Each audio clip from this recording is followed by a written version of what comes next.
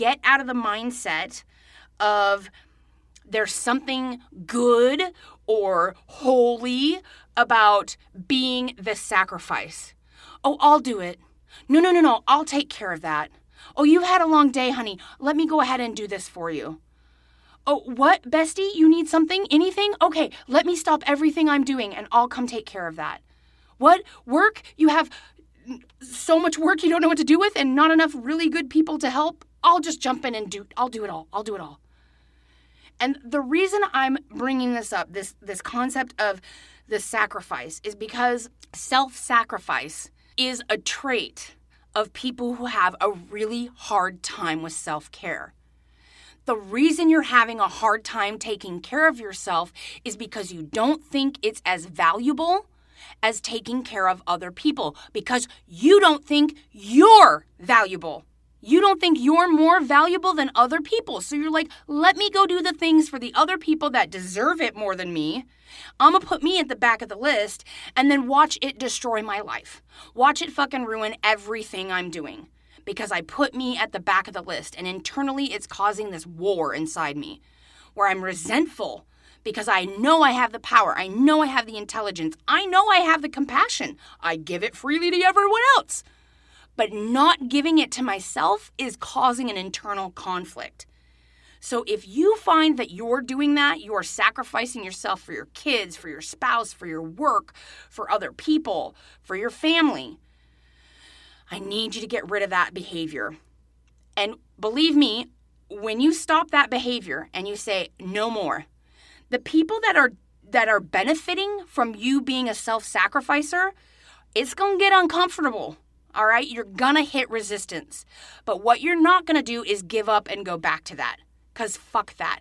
We ain't got enough time, okay? We need to really build this muscle because the self-sacrifice doesn't serve the person you're serving anyway. You're just building up resentment. And you're gonna eventually take it out on them one way or the other. Or, even worser, you're gonna take it out on yourself. All right, let me run through that list real quick. I know kind of fast-paced that one, but the 5 ways to help you find that edge, that drop off that wall, whatever you want to call it, is 1, you need to define your enough. Number 2, you want to defend your personal time. Number 3, you want to dedicate to loving yourself. Number 4, you want to determine one thing that you can do for yourself and make it a non-negotiable. Do it every day. And number 5, ditch the self-sacrifice. Okay, so now we've talked about, why we have this edge, what the edge is, how we can work through it. And now I want to talk about, real quick before I go, I want to talk about the ways that you can heal from having fallen off the edge. Because if you're listening to this show, I guarantee at one point in your life, you have fallen off that edge, completely shut down, gone into a depressive phase, isolated yourself and had a lot of probably self-harmful thoughts and actions as a result of hitting that edge and falling off. So if you have hit the edge, if you're about to hit the edge, you're about to go over, I got 5 very easy ways that you can heal from that and come back from that edge. So number 1, I need you to shut down and restart, okay? You're kind of like a computer, and I'm the IT group, and I'm telling you, have you tried switching it on and off again? And when I mean shut down, I mean turn off your phone, cancel your plans, go out in nature or stay home under the covers, and just stop. Stop what you're doing. And I don't care if that means you could potentially lose your job, or you could potentially piss off your best friend, or you could potentially, lose out on a great opportunity.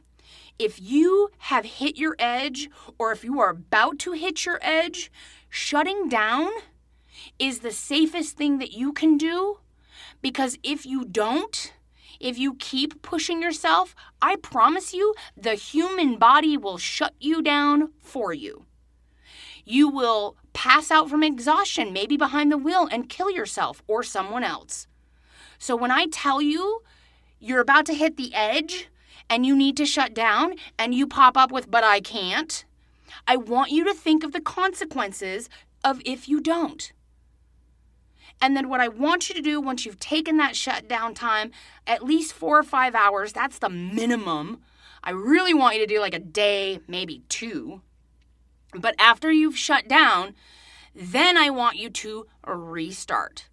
And when you hit that repower up button internally, what that's going to look like is, what do I need to do for myself every single day that is a non-negotiable, that is just for me? You see where I'm going with this? You want to heal, take one of the items from the previous list that I just rattled off and do one of those. Number 2, if you have hit the edge or you're about to, you can see it on the horizon, I need you to delegate. Delegate. Say it with me, folks. Delegate. And I know this is super hard, especially for my A-type personalities out there. Like, I want to get it done. I want to get it done right. I'm the only one who can do it. If I do it right, then I don't have to do it twice. I know these excuses. I know these justifications. I've lived them for years. But I'm going to tell you this right now. It is better for you to delegate whatever tasks you think you have to get done that are preventing you from taking care of yourself. If you delegate them to other people, you're going to find something amazing happen. The shit gets done. And you've just lost an excuse as to why you can't get self-care. So ask your spouse to please do something they don't normally do or that you normally do. Even if it's an assumed role, even if it's been years, right? Like, I'm the one who does the cooking in the house. But if there's a night where I'm like, I've got schoolwork, I've got a drag show coming up, I've got the podcast to record, somebody else needs to do dinner tonight. I don't care if it's takeout, I don't care if it's macaroni and cheese from a box, but somebody else other than Chris needs to be responsible for dinner. And it gets done. When you delegate, you also empower the people around you, and you're teaching them through your own actions and behaviors that it's okay to take time for yourself. Now, again, if you're new, I know what this feels like. It feels like you're being selfish. It feels like you're just, I'm being a bitch. I'm taking me time. Look at me. Who do I think I am? I know it's really uncomfortable at first to ask other people to do things you normally do.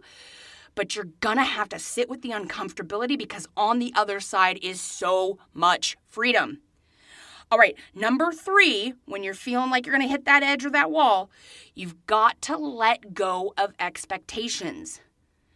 The only reason you are scared or afraid of the shutting down or the stopping or the delegating is because you have these expectations of what you're required to do, what you're supposed to do, what's on your list to do today, right?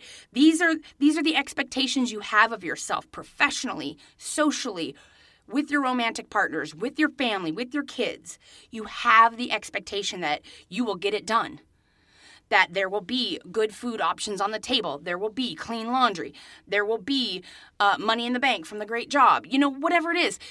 You have an expectation of how your life is supposed to be. And what I'm trying to help you understand through my little rant of self-care is that expectation is killing you. It's unrealistic. BT dubs, you didn't even think of it. It's been implanted in you by our society, which is slowly breaking down because fuck capitalism, right? But anyway, I digress. It's important that you let go of expectations because when you expect all these things from yourself and you know that you're constantly grinding yourself into the ground and you know that you cannot get the self-care you need, you can't get it consistent, there's always something in the way. All it takes is a simple mind shift and a change in what's expected of you to get you to the other side.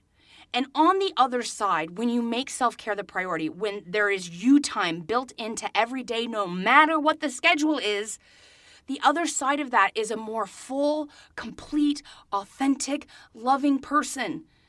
I promise you, I know this. I just went through this. I used to be a completely different person.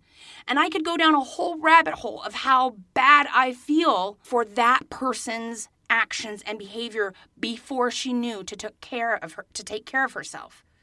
I promise you, I know this stuff.